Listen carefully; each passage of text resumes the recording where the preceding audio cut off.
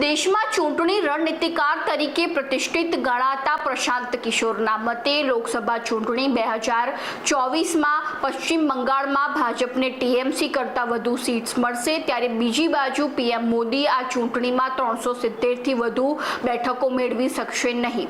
પ્રશાંત કિશોરની આ ભવિષ્યવાણી એક બાજુ મમતા બેનર્જીને ટેન્શનમાં મૂકી શકે છે, તો બીજી બાજુ પીએમ મોદીનું સ્વપ્ન અધૂરું રહી શકે છે. નમસ્કાર, ગુજરાત જો ટીવીની સાથે હું છું મિક્ષુ ઠક્કર.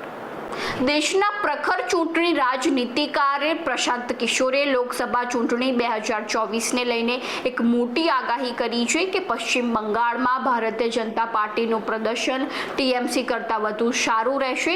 તમને જણાવી દઈએ કે સમગ્ર દેશમાં 2014 અને 2019ની લોકસભા ચૂંટણીમાં મોદીની લહેર જોવા મળી હતી અને દેશના મોટા રાજ્યોમાં ભાજપની સરકાર બની હતી, પરંતુ પશ્ચિમ બંગાળમાં મમતા બેનર્જીનું વર્ચસ્વ ચાલુ રહ્યું હતું અને ત્યાં ભાજપ મોટી પાર્ટી સાબિત નહોતી થઈ શકી.